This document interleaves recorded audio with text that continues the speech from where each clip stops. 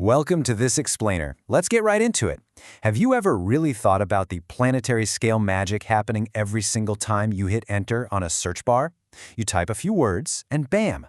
A fraction of a second later, the exact answer is just sitting there on your screen. I mean, it literally feels like magic, right? But underneath all that, it's an absolute marvel of modern engineering. And today, we're going to unpack exactly how this whole shebang works. Okay, let's dive into this by first just wrapping our heads around the sheer scale we're dealing with. The internet isn't just some neat collection of a few million documents. No way. We are talking about billions of constantly changing pages connected by literally trillions of links.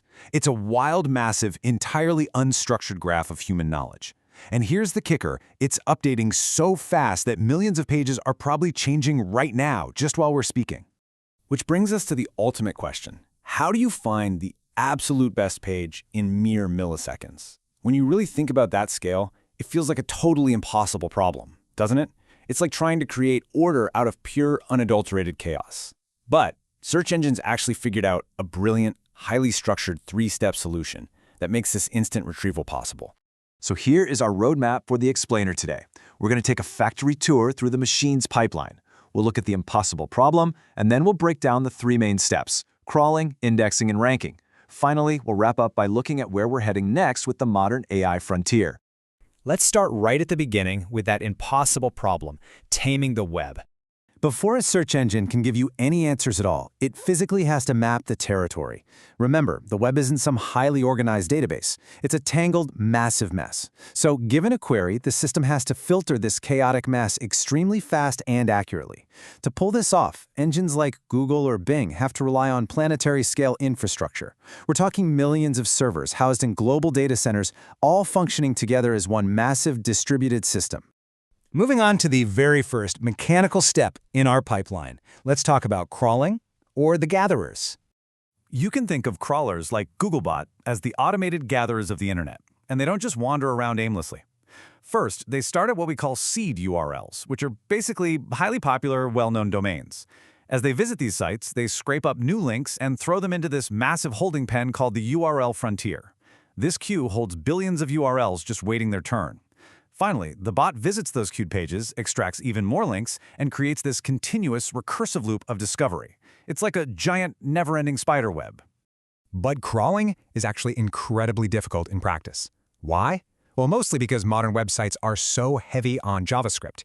This means engines have to use computationally expensive headless browsers, which are essentially hidden versions of Chrome, just to render the page to see what's actually on it. On top of that, they have to spot duplicate content using hashing, they absolutely have to respect rules set in a site's robots.txt file, and they have to carefully manage their crawl budget. You know, they can't just overload a website's servers with requests and take the site down. It's a delicate balancing act. So we've gathered all this raw data. Now what? That brings us to our third stage, indexing, the giant library. And this brilliantly illustrates the real secret sauce of search engines. You see, you can't scan the entire internet every time someone types a query. That would literally take years. Instead, engines organize all that data into a highly efficient library using something called an inverted index. A normal structure maps a document to the words inside it, right? But an inverted index flips that completely around. It maps a single word to all the documents that contain it. It's exactly like the index at the back of a textbook. You search for the word apple, and it instantly opens up the exact list of candidate pages. No scanning required. But to build that perfect index, the raw text has to be processed at lightning speed. We're talking rapid-fire processing here. First up is tokenization, where sentences are broken down into individual units. Then comes text normalization, forcing everything into lowercase. After that, they strip out stop words. You know, words like the and that don't really add much meaning. And finally, stemming and lemmatization, reduce words to their root forms. So words like running and ran will both just file under run. All the while, the engine is also extracting crucial metadata and anchor text from hyperlinks. All right, moving to the fourth stage, and honestly the most important part of the pipeline, ranking, the ultimate judge.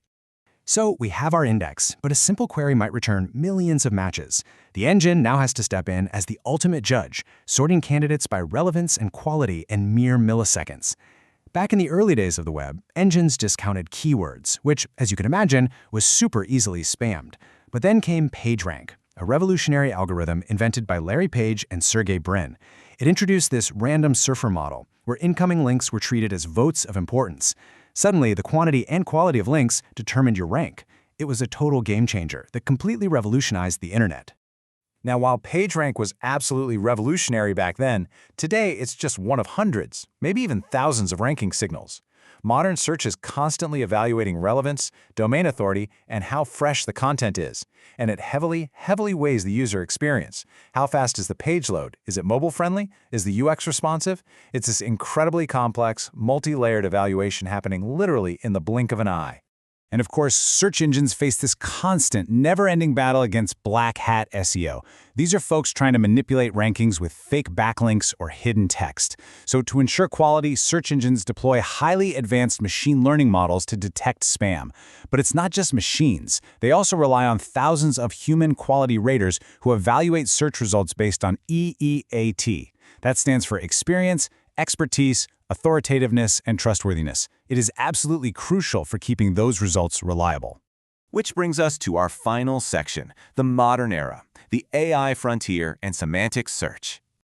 We are now moving entirely beyond just matching letters on a page. We are entering an era where engines actually understand human meaning. The huge breakthrough here? Embeddings. This is the process of converting text into mathematical vectors. Imagine a massive 3D map where semantically similar concepts are placed physically closer together in a vector space. Because of this, the engine mathematically understands that the word automobile and the word car are related, even if your exact search keywords don't match. When you contrast these two eras, it's really night and day. Old search relied on exact keyword counting, which was rigid and so easily tricked. But modern search, it is entirely context-aware. It looks for vector similarity. To pull this off, modern systems utilize specialized vector databases. Think platforms like Pinecone or Weaviate that are designed specifically to execute this kind of semantic retrieval at unbelievable speeds. And this semantic flow is actually the backbone of modern AI assistance in enterprise search. It's a process called retrieval augmented generation, or RAG for short. First, the system uses vector search to retrieve the semantic context. Then it feeds that high-quality context directly into a large language model. Finally, the LLM generates a conversational, highly accurate answer. It's brilliant. It perfectly bridges the gap between a simple document index and actual human-like comprehension. As we wrap up this explainer, I want to leave you with this ultimate mental model. Search engines don't search the web. They search their index of the web. The caching of popular queries, the splitting or sharding of massive data across millions of servers, and those highly structured inverted indexes, that is what allows that magic sub-second response when you hit enter. Which leaves us with a really fascinating thought to ponder. We've gone from counting keywords to modeling the web as a massive graph to now calculating the semantic distance between concepts using AI. With large language models and vector databases entirely redefining how we retrieve information, what will a search engine even look like 10 years from now? Will we even call it a search engine? It's an incredible space to watch for sure. Thanks for joining me on this explainer and keep asking great questions.